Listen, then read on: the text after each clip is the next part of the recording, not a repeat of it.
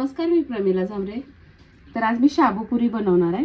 तर ही शाबू एक प्लेट घेतला आणि ह्याला थोडासा भाजून घेतलेला आहे. आपण आता ह्याला बारीक करून घेऊ. तर शाबूची मी बारीक अशी पावडर बनवून घेतली. इथं मी 1-2 बटाटे उकडून घेतलेली आहे. ही शाबूची पावडर ह्या बटाट्यामध्ये टाकून घेतली.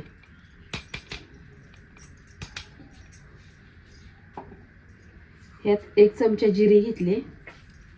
उपवासाला तुम्ही खात असाल तर जिरी वापरा, नाही वापरली तरी चालते. आणि चवीनुसार मीठ घेतले. मी ह्यात कोथिंबीर, हिरवी मिरची काही घातलेलं नाही.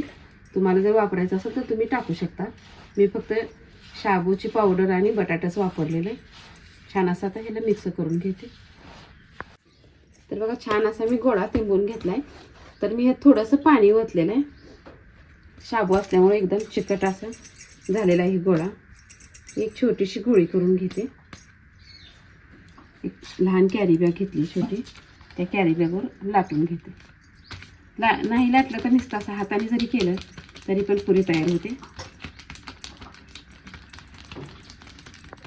तर बघा, अशी मी लाटून घेतली पुरी. आपण ह्याला तेलात टाकूया. मी तेल गॅसवर ठेवलेलं आहे तापत. तेल छान असं तापलेलं आहे. तर आता दुसरी पण पुरी खाली अशीच लाटायची. थोडंसं तेल लावायचं आपल्याला आणि गोळी मध्यभागी ठेवायची. थोडंसं बेलण्यानं आदर लाटून घ्यायचं.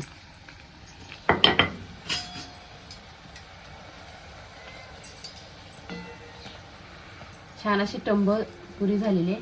ह्यात जर तुम्हाला कोथिंबीर ही जर तुम्ही उपवासाला खात असाल तर टाका.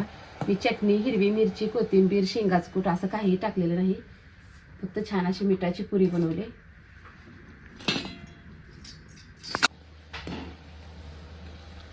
तर बघा, शाबू पुऱ्या मी आज अशा बनवल्या त्या. तर तुम्ही पण अशाच पद्धतीने शिवरात्रीला, महाशिवरात्रीचा उपवास आहे, उपवासा दिवशी बनवून बघा.